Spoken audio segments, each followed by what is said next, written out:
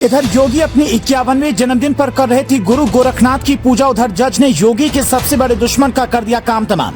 जज ने सेकंड में सुना दिया योगी के 18 साल पहले के सबसे बड़े दुश्मन पर फैसला। योगी को जन्मदिन पर मिल गया सदी का सबसे बड़ा तोहफा। जिसने की थी कभी योगी आदित्यनाथ को मारने की कोशिश, आज फैसला सुनते ही जहाँ खड़ा था वहीं माथा पकड़ कर बैठ गया माफिया, चेहरा पड़ गया लाल।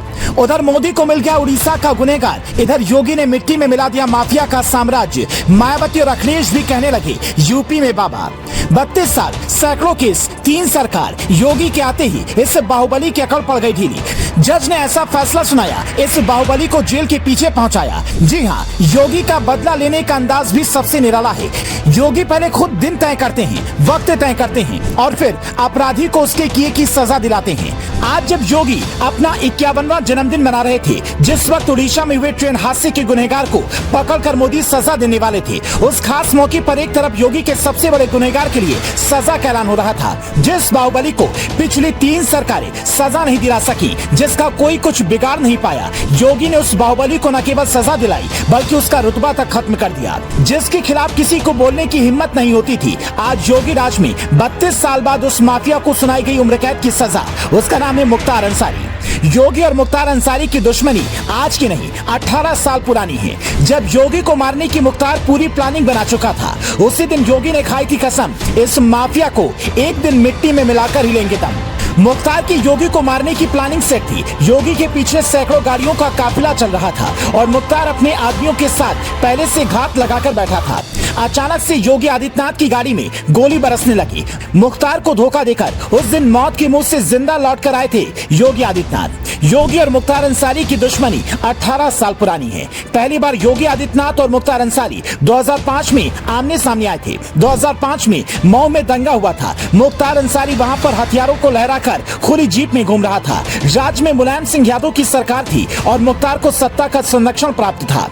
उस वक्त मुख्तार की तूती पूरे पूर्वांचल में बोलती थी। मुख्तार का खौफ ऐसा था कि मऊ में उसके बिना कहे कोई ठेका नहीं हो सकता था। उसके बिना इजाजत के कोई खुली हवा में सांस भी नहीं ले सकता था। लेकिन इसके बाद भी गोरखपुर के तत्कालीन सांसद योगी आदित्यनाथ ने मुख्तार को खुली चुनौती दी और चल दिए सीना तान पूर्वांचल के सबसे बड़े डॉन से पंगा लेने। लेकिन उस वक्त ना तो वो सत्ता में थे, ना ही भारतीय जनता पार्टी सियासी तौर पर इतनी मजबूत थी। उस समय योगी आदित्यनाथ ने मुख्तार अंसारी को चुनौती दी थी और कहा था कि वो मऊ दंगे की पीड़ितों को इंसाफ दिला के रहेंगे।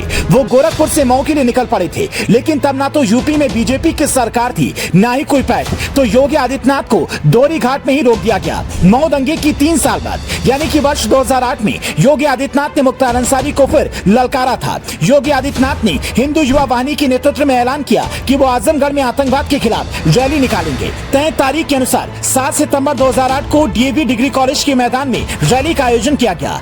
इसमें मुख्य वक्ता योगी आदित्यनाथ थे। रैली की सुबह गोरखनाथ मंदिर में करीब 40 वाहनों का काफिला निकला। उन्हें आजमगढ़ में विरोध की पहले से ही आशंका थी, इसलिए योगी आदित्यनाथ की टीम पहले से ही तैयार थी।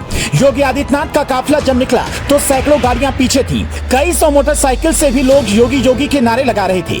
योगी आदित्यनाथ काफिले में 7वें नंबर की लाल एसयूवी में बैठे थे। तभी एक पत्थर उनकी गाड़ी पर आकर लगा। योगी के काफिले पर हमला हो चुका था। हमला सुनियोजित था। उस वक्त योगी ने यह संकेत दिया था कि हमला मुख्तार अंसारी ने करवाया है।